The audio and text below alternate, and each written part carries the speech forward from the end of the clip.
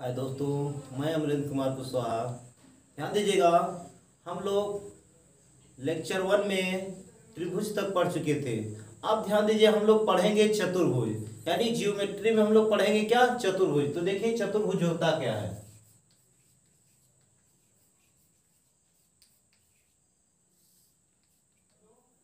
चतुर्भुज तो पहले हम देखिए इसका चित्र देखेंगे। अब यहां देखिए, ये हमें दिख रहे हैं शीर्ष। इसमें देखिए 4 शीर्ष दिख रहे हैं। ये हो गई हमारी भुजा, यानी इसमें कुल 4 भुजाएं हैं। ये हमारा क्या है, कोण। इसमें कोण कितने हैं, 4। अब ध्यान दीजिएगा, हम लोग इसकी परिभाषा कैसे बताएंगे।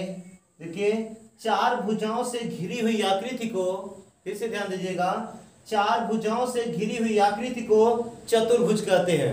इसमें 4 शीर्ष, 4 भुजा और 4 कोण होते हैं। ध्यान दीजिएगा, इसके चारों अंतःकोणों का योगफल 360 अंश होता है। अब यहां से देखिए, हम चतुर्भुज के कुछ पार्ट होते हैं, उसके बारे में सीखेंगे। जैसे पहला हो गया वर्ग। देखिए वर्ग क्या होगा, इसकी चारों भुजाएं क्या होती हैं, बराबर होती हैं। यानी ए बी सी डी, यानी हम कह सकते हैं ए बी बराबर बी सी बराबर सी डी बराबर डी ए। और सुनिएगा, इसके विकर्ण जो होते हैं वो भी क्या होंगे, बराबर। यानी ए सी बराबर होगा किसके, बी डी के। तो ध्यान दीजिएगा, हम कैसे बताएंगे चतुर्भुज यानी वर्ग को।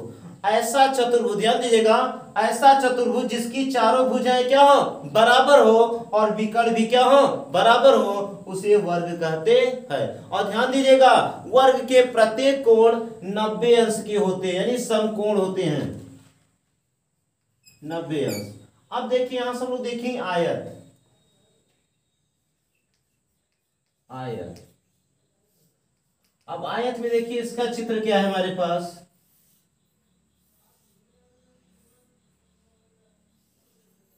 ये ए बी सी डी। अब यहां पे थोड़ा ध्यान दीजिएगा, ये हमारा हो गया विकर्ण, ये भी हो गया विकर्ण। यहां पे देखिए, ये ए बी भुजा बराबर होगा किसके, सी डी के। और बी सी भुजा जो है हमारा, ये बराबर है किसके, ए डी के। और ये विकर्ण जो है ए सी, ये बराबर होगा किसके, बी डी के। तो यहां से ध्यान दीजिएगा, हम लोग क्या कहेंगे कि ऐसा चतुर्भुज जिसके आमने सामने की भुजाएं क्या हो, बराबर हो, और विकर्ण भी क्या हो, बराबर हो, उसे आयत कहते हैं। अब इसके बाद हम लोग पढ़ेंगे समचतुर्भुज। समचतुर्भुज,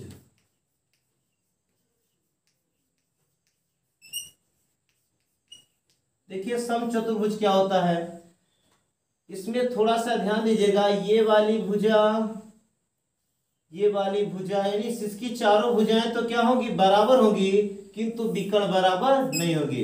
ए बी सी डी, ये हो गया हमारा विकर्ण ए सी और बी डी।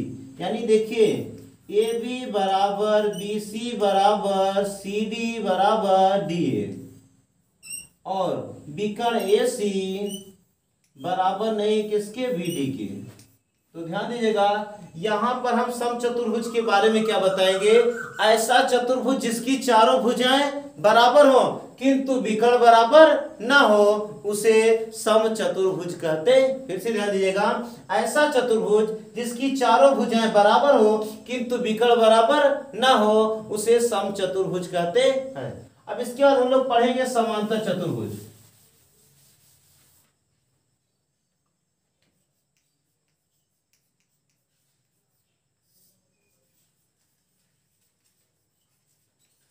समांतर चतुर्भुज, ध्यान दीजिएगा, समांतर चतुर्भुज होता क्या है।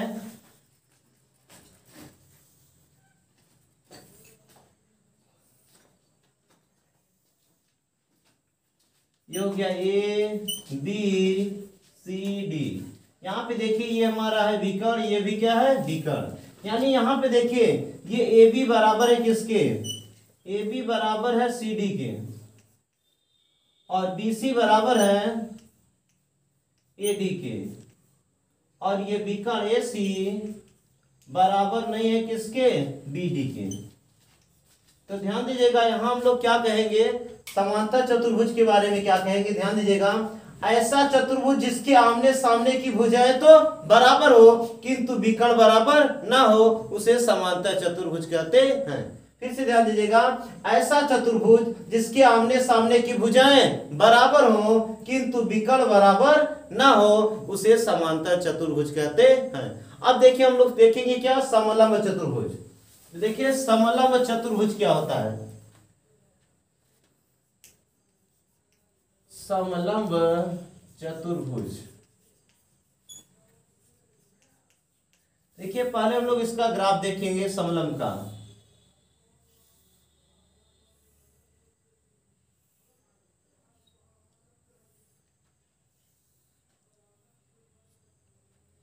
ABCD। अब यहां पे ध्यान दीजिएगा कि AD हमारा जो है भुजा AD ये समांतर है किसके, BC के। तो यहां से हम लोग देखिए परिभाषा क्या बताएंगे कि ऐसा चतुर्भुज, ध्यान दीजिएगा, ऐसा चतुर्भुज जिसकी दो सम्मुख भुजाएं क्या हो, समांतर हो, उसे समलंब चतुर्भुज कहते हैं। फिर से ध्यान दीजिएगा, ऐसा चतुर्भुज जिसकी दो सम्मुख भुजाएं क्या हो, समांतर हो, उसे समलंब चतुर्भुज कहते हैं। अब यहां से हम लोग देखेंगे चक्री चतुर्भुज। देखिए चक्री चतुर्भुज होता क्या है,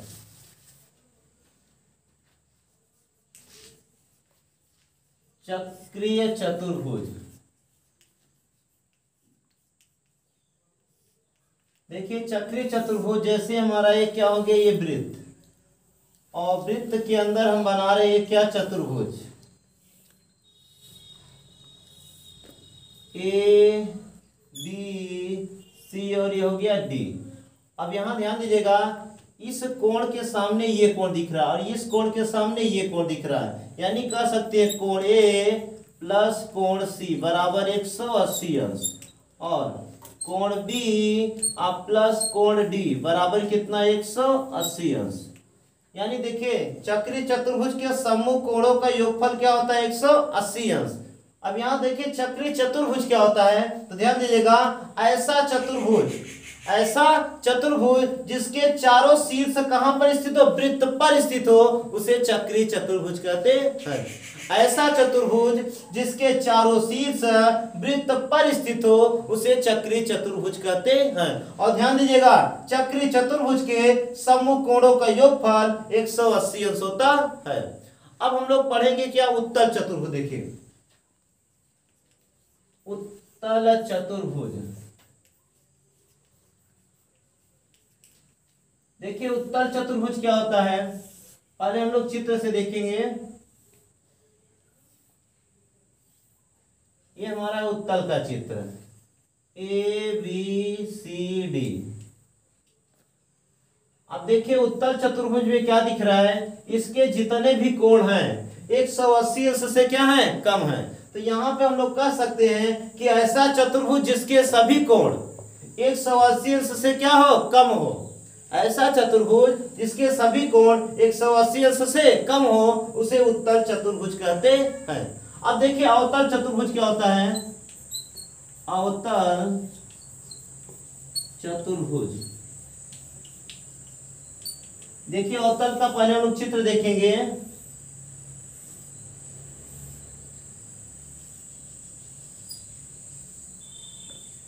ABC और D।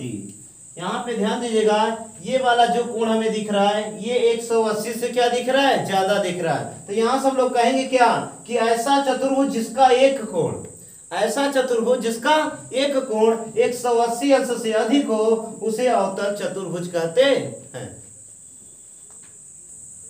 चलिए देखिए अब हम लोग थोड़ा पढ़ेंगे सर्वांग समता की दशाएं। ध्यान दीजिएगा, अगर सर्वांग समता नहीं आएगा तो प्रमेय आप नहीं कर सकते हैं, तो इसीलिए हम लोग चाहते हैं कि पहले हम लोग क्या पढ़े, सर्वांग समता। तो देखिए सर्वांग समता होती कि हम दो आकृतियां बना रहे हैं।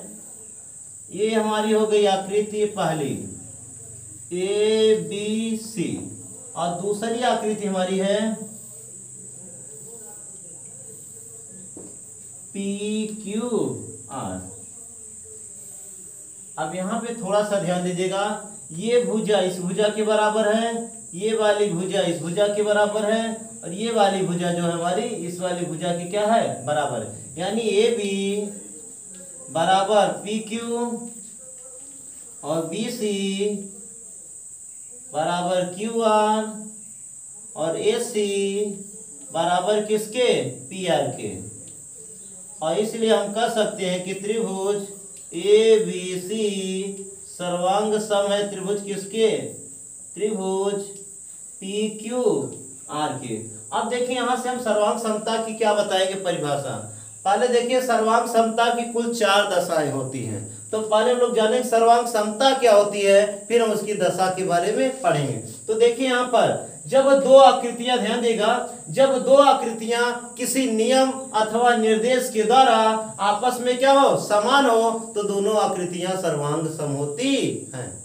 फिर से ध्यान दीजिएगा, जब दो आकृतियां किसी नियम अथवा निर्देश के द्वारा समान हो, तो दोनों आकृतियां सर्वांग सम होती हैं। अब हम लोग पढ़ेंगे सर्वांग समता की दशाएं, यानी दशाएं में कितनी दशा होती हैं। तो ध्यान दीजिएगा, सर्वांग समता की कुल 4 दशाएं होती है। तो देखिए सर्वांग समता की कुल 4 दशाएं होती हैं,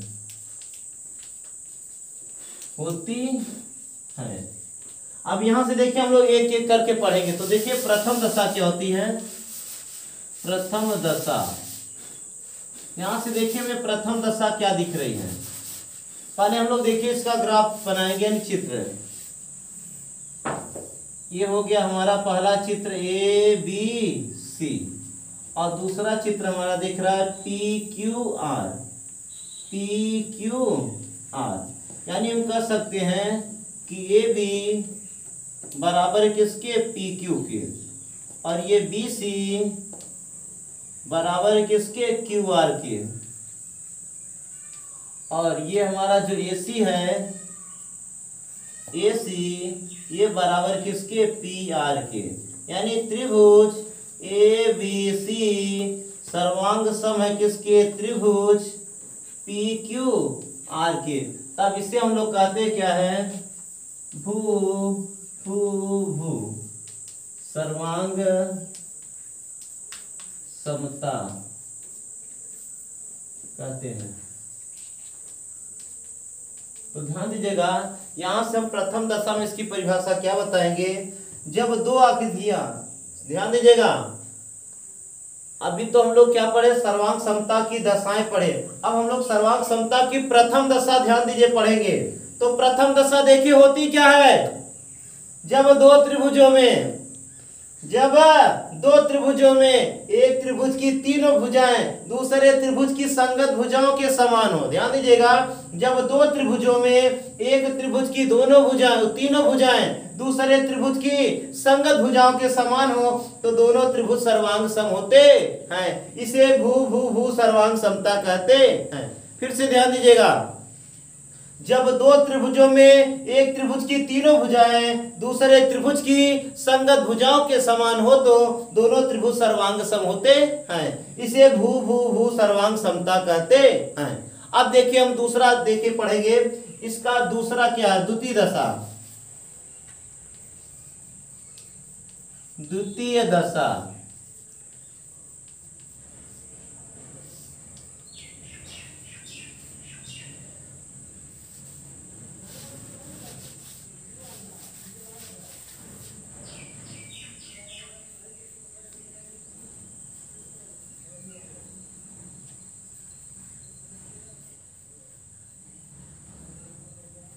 अब ध्यान दीजिएगा, द्वितीय दशा में ये वाला कोण हम लेंगे, ये दोनों हम लोग क्या लेंगे, भुजाएं लेंगे। यानी ये भुजा इसके बराबर होगा, ये भुजा इसके बराबर होगा, ये कोण इसके बराबर होगा। यानी देखिए क्या कहेंगे कि AB बराबर होगा किसके, PQ के। और ध्यान दीजिएगा AC बराबर होगा किसके, PR के, और कोण A बराबर कोण P के। इसलिए त्रिभुज ABC सर्वांग सम होगा किसके, त्रिभुज PQR आर के। और यहाँ पे ध्यान दीजिएगा यानी ध्यान दीजिएगा ये वाली भुजा इस वाली भुजा के बराबर, ये वाला कोण इस कोण के बराबर, और ये भुजा इस भुजा के बराबर दिख रहे हैं। यानी यहां से हम कह सकते हैं जब दो त्रिभुजों में, ध्यान दीजिएगा, जब दो त्रिभुजों में एक त्रिभुज की दो भुजाएं और एक कोण दूसरे त्रिभुज की संगत भुजाएं और संगत कोण के समान हो तो दोनों त्रिभुज सर्वांग सम होते हैं। इसे भू को भू सर्वांग समता कहते हैं। फिर से ध्यान दीजिएगा, जब दो त्रिभुजों में एक त्रिभुज की दो भुजाएं और एक कोण दूसरे त्रिभुज की संगत भुजाएं और संगत कोण के समान हो तो दोनों त्रिभुज सर्वांग सम होते हैं। इसे भू को भू सर्वांग समता कहते हैं। भू को भू का मतलब हुआ भुजा कोण भुजा। अब देखिए हम लोग चलते हैं तृतीय दशा की ओर। तो देखिए तृतीय दशा में पहले हम लोग चित्र देखेंगे। ये हो गया हमारा पहला त्रिभुज ए बी सी, और ये हो गया हमारा दूसरा त्रिभुज पी क्यू आर। अब थोड़ा सा यहाँ पे ध्यान दीजिएगा, ये वाला कोण इस वाले कोण के बराबर होगा, ये वाला कोण इस वाले कोण के बराबर होगा, और ये वाली भुजा भुजा की क्या होगी, बराबर होगी। यानी कह सकते हैं कोण बी बराबर कोण क्यू, और भुजा बीसी बराबर भुजा क्यू आर, और कोण सी बराबर कोण आर। तो त्रिभुज ए बी सी सर्वांग सम हो जाएगा किसके, त्रिभुज पी क्यू आर की। अब यहां से ध्यान दीजिएगा, हम लोग इसकी तृतीय दशा में बताएंगे क्या। हम लोग तृतीय दशा में देखिए,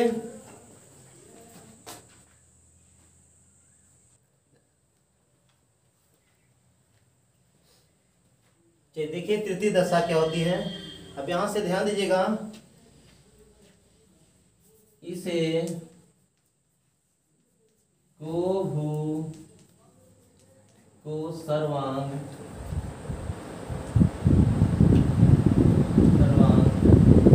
समता। अब ध्यान दीजिएगा सर्वांग समता की तृतीय दशा क्या होगी, जब दो त्रिभुजों में एक त्रिभुज की दो कोण, एक त्रिभुज के दो कोण और एक भुजा दूसरे त्रिभुज के संगत कोण और संगत भुजा के समान हो तो दोनों त्रिभुज सर्वांग सम होते हैं। इसे को भू को सर्वांग समता कहते हैं। फिर से ध्यान दीजिएगा, जब दो त्रिभुजों में एक त्रिभुज के दो कोण और एक भुजा दूसरे त्रिभुज के संगत कोण और संगत भुजा के समान हो तो दोनों त्रिभुज सर्वांग सम होते हैं। इसे को भू को सर्वांग समता कहते हैं। अब देखिए चतुर्थ दशा।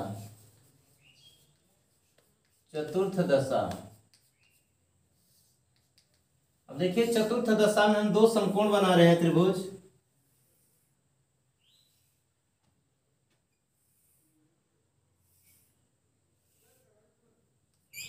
ए B C P Q R. ये हमारा समकोण दिख रहा है दोनों। यानी यहाँ पे ध्यान दीजिएगा, हम कह सकते हैं कि त्रिभुज ये कोण बी बराबर है कोण क्यू बराबर कितना, 90 अंश। और सुनिएगा, ये कोई भी भुजा ले सकते हैं। यहाँ पे ध्यान दीजिए, जब दो समकोण त्रिभुज सर्वांग सम होते हैं तो यहाँ पे ध्यान दीजिएगा कर्ण तो हमारे क्या होते हैं, बराबर। यानी कोई भी भुजा किसी भी भुजा के हम बराबर दिखा सकते हैं। यानी यहाँ से हम क्या कहेंगे, त्रिभुज ए बी सी सर्वांग सम होगा। सर्वांग सम कब होगा, जब ध्यान दीजिएगा ए बी बराबर होगा किसके, पी क्यू के। या फिर हम कह दें कि बी सी बराबर हो जाए किसके, क्यू आर के। तो त्रिभुज ए बी सी सर्वांग सम हो जाएगा किसके, त्रिभुज पी क्यू आर के। तो ध्यान दीजिएगा, हम क्या बताएंगे इसकी परिभाषा, जब दो समकोण त्रिभुजों में एक समकोण त्रिभुज का कर्ण और एक भुजा, कोई भी भुजा ले सकते हैं, चाहे ये भुजा ले ले चाहे ये भुजा, तो फिर से ध्यान दीजिएगा, जब दो समकोण त्रिभुजों में एक समकोण त्रिभुज का कर्ण और एक भुजा दूसरे समकोण त्रिभुज के कर्ण और संगत भुजा के समान हो तो दोनों त्रिभुज सर्वांग सम होते हैं। फिर से एक बात ध्यान दीजिएगा, जब दो समकोण त्रिभुजों में एक समकोण त्रिभुज का कर्ण और एक भुजा दूसरे समकोण त्रिभुज के कर्ण और संगत भुजा के समान हो तो दोनों त्रिभुज सर्वांग सम होते हैं।